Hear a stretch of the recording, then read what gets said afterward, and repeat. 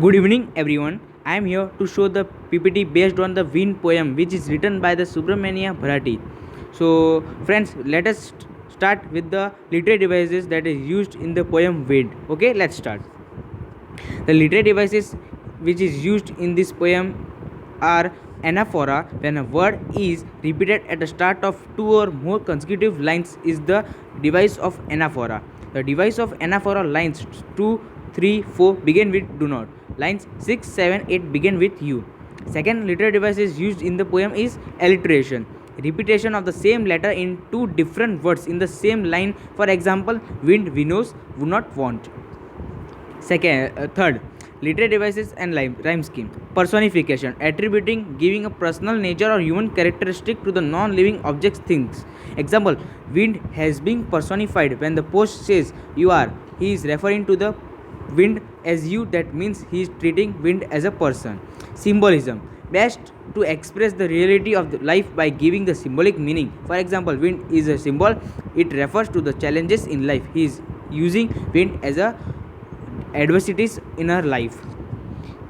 Repetition, the repetition use of words or sentence in order to lay emphasis. Crumbling is repeating many times to lay emphasis. The poet wants to say that the wind crushes everything that is weak. That is why he repeats the word crumbling. Rhyme scheme, the entire poem is written in free verse. There is no rhyme scheme in the poem. So let us start what the poem is about. Wind comes softly. Do not break the shutters of the windows. Do not scatter the papers. Do not throw the books on the shelf. There, look what you did. You threw them all down. You tore the pages of the books. You brought rain again. You are very clever at poking fun at weaklings. Poking means making fun of the weaks.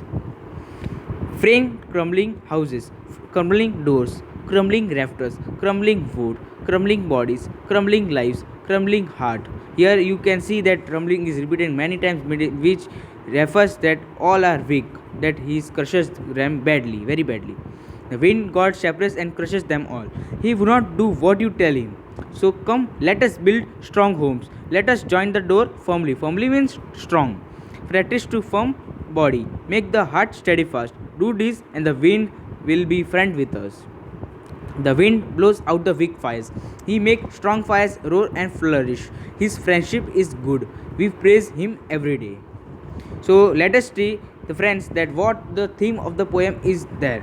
The theme of the poem is that even when you face a lot of hardships and obstacles in life, you should never give up. Instead, you should be friend those obstacles, just like poet who tries to be friend his hardships. So thank you friends to be the part of this PPT and be with us. Thank you very much.